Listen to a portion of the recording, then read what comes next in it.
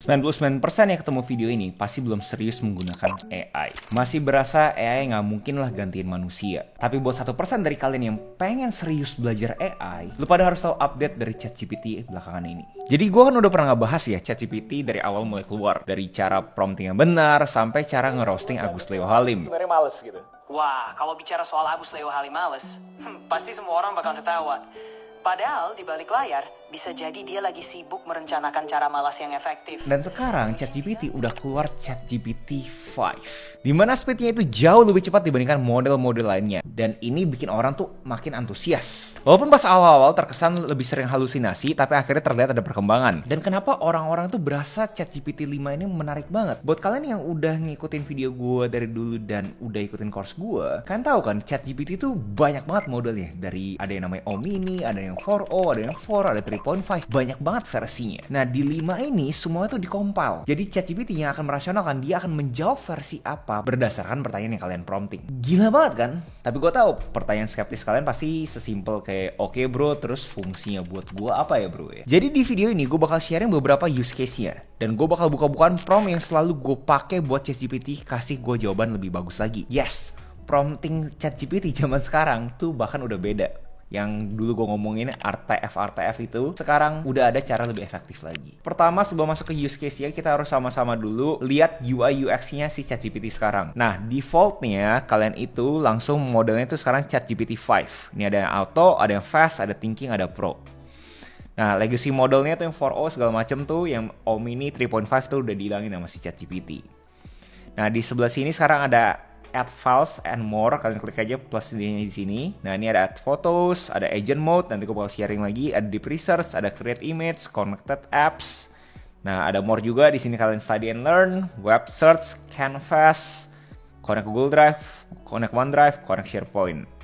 Di sini jelasnya kalian tuh bisa langsung ngobrol sama ChatGPT, mau voice mode ataupun kalian yang kasih tahu promptingnya lewat kalian punya suara. So itu adalah bentuk ChatGPT sekarang. Nah buat use case-nya sekarang gue pengen ngomongin specifically yang Canvas. Pertama gue yakin ada beberapa dari kalian yang udah lihat ya konten-konten orang itu bikin Tetris dari ChatGPT, orang-orang itu bikin alat buat big box di ChatGPT, dan bahkan ada orang bikin catur tapi pakai Pokemon. Dan gue juga sama seperti kalian skeptis kayak wah ini mah hoax kan ya. Nah tapi ternyata itu nggak hoax guys. Kita sama-sama masuk lagi ke UI-nya ChatGPT. Gue jadi udah langsung prompting kan, make a playable game of chess where the pieces are all Pokemon from the internet and make it look premium. Nah, terus dia langsung dapat nih semuanya, dan seperti kalian bisa lihat kan ya, cuma 22 detik doang guys, 22 detik. Terus gua ada minta dia bug-in karena di sini kalau kalian nggak tahu, di sini code review kalau misalnya kalian berasa kok nggak bisa dimainin, ini kalian bisa fix bugs. Dan bugsnya itu dikerjain buat 16 detik, terus ada bug lagi kurang lebih 31 detik. Jadi kita ngomongin dari awal tuh 22 detik tambah 16, 38, 38 tambah 31, jadi kurang lebih hanya 69 detik. Seriusan guys.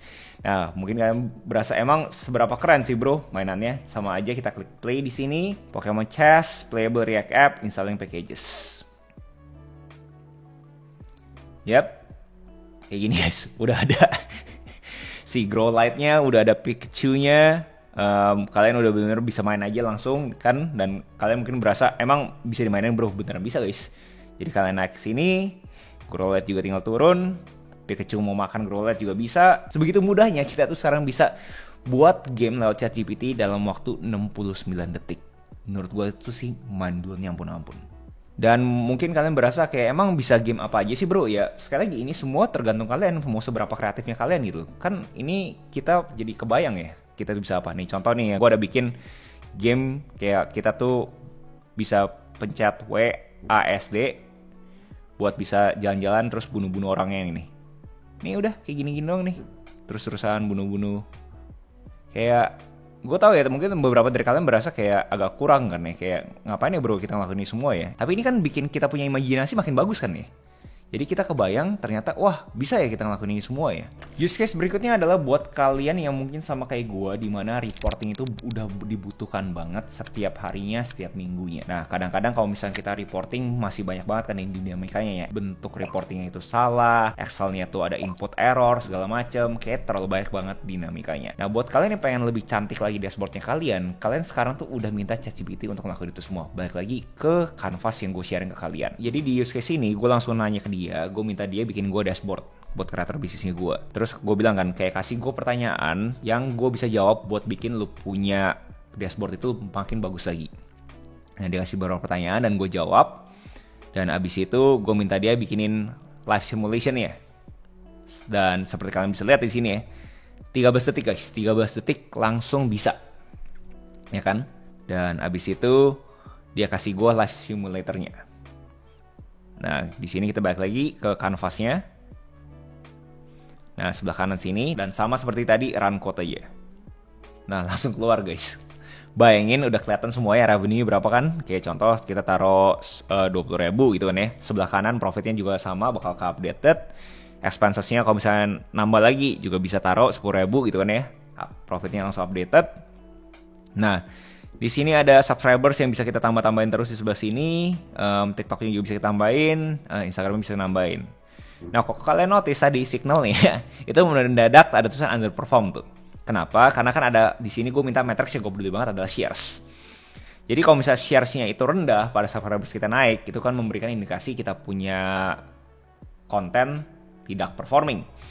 Jadi gue tambahin lagi nih plus 100, nah baru deh hilang kan underperformnya. Jadi ini adalah sesuatu yang gue bener-bener customize buat gue. Ini bisa kalian customize sendirinya. Karena contoh ini gue juga ada funnel dari viewer ke follower ke buyer itu berapa banyak. Ada audience juga, top fansnya berapa, repeat customer berapa, atau total subscribersnya berapa dari yang kita taruh di sini. Di sini juga ada quick action plus 10 revenue, ini di atas yang langsung berubah. Dan ini jelasnya bisa diganti jadi rupiah ya kalau misalnya kalian mau. Jadi di sini gue rasa benar-benar ngebuka mata kita buat orang-orang yang berasa, aduh gue bingung nih mau reportnya bentuknya seperti apa segala macam gitu loh. Udah kagak ada alasan lagi guys. Dimana kalian tuh bisa langsung fokus aja pakai ChatGPT dan minta dia itu bikinin kalian punya reporting. Sebegitu simpelnya. Berikutnya adalah yang gue bilangin prompting tuh sekarang agak beda dikit. Sebenarnya masih bisa aja pakai RTF, tapi menurut gue sekarang fokusnya itu ke format yang menurut gue lebih efektif lagi. Jadi pertama tuh ada tujuan, ada batasannya, ada nada, gaya atau format, terus plannya apa, dan habis itu aturan eksekusinya apa, dan habis itu mode berpikirnya apa. Nah itu gue coba jalanin, gue coba kasih contoh ke pembuatan kontennya Agus Leo Halim gitu kan ya. Gue minta dia kerjain dan dia berpikir sama 35 detik dan langsung di breakdown gitu loh. Nah, dia tahap 1 udah selesai, terus tahap 2 kan dia tanya lagi. Terus langsung tahap 3-nya apa? Langsung tahap 4-nya apa? Jadi menurut gue ini menarik banget ya. Jadi kalian bayangin kalian tuh layaknya kalian itu minta kalian punya kolega ataupun pegawai atau siapapun itu, partner, kalian minta mereka, lu setiap kali selesai milestone ini lu reporting ke gue ya. ChatGPT bisa guys. Jadi dan menurut gue hasilnya juga cukup bagus ya. Gue gak tahu buat kalian ya, tapi kita coba iseng-iseng lah. Kalian kebayang lah ya Agus Leo ngomong kayak gini kan, kayak kalau life hack bikin hidup lu gampang, kenapa lu tetap capek? Lu ganti aplikasi, ganti mode, ganti jadwal, tapi hasilnya sama aja. Life hack itu cuma trik cepat bikin semangat, cepat juga hilangnya. Masalahnya bukan di hacknya, masalahnya di lu yang gak punya fondasi habit. Habit sebenarnya autopilot. Hack sebenarnya butuh tenaga sadar tiap kali. Mulai dari satu hal kecil yang nggak bisa lu tawar, biar nempel dulu, baru lu tambahin hack. Berhenti nambahin trik, mulai bangun pondasi, produktivitas lu butuh rumah, bukan pernak-pernik. Menurut gue sih cukup mewakili kontennya Agus Leo Halim. Jadi menurut gue, buat kalian yang di sini pengen tahu prompting seperti apa untuk kalian punya kegiatan sehari-hari, menurut gue konteksan ke format seperti ini. Tujuan, batasan, rencana dulu, aturan eksekusi, mode berpikir. Dan berikutnya gue pengen ngebahas agent. Agent itu buat kalian yang agak bingung apa itu agent. Basically, agent itu adalah suatu AI yang kerja pas kalian tidur. Jadi di sini, kalian klik plus ini, ada agent mode. Ini tuh new.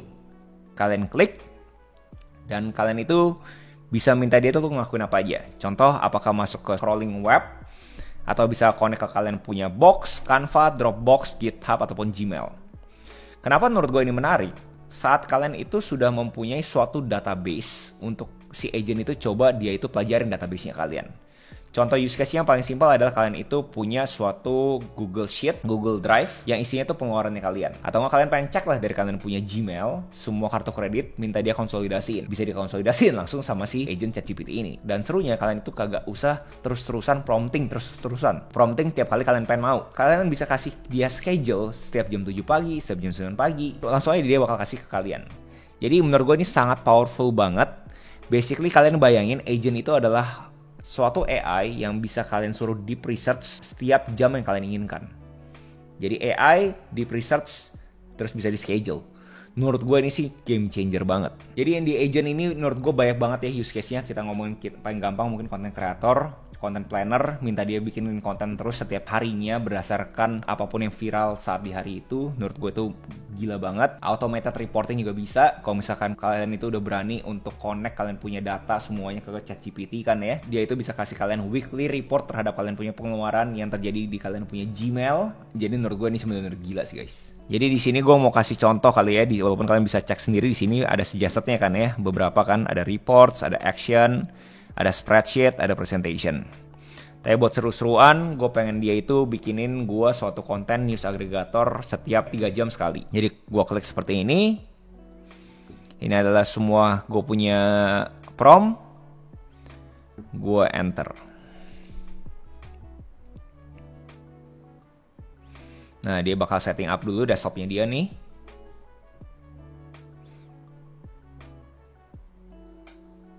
Nah, langsung dia search query kan, berita trending Indonesia, segala macam.